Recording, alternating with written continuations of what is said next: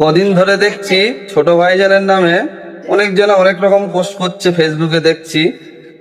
সেটা করছে যে ভাইজানের জন্য টিএমসি হেরে গিয়েছে, বিজেপি চলে এসছে। অনেকজনাই কমেন্ট করছে।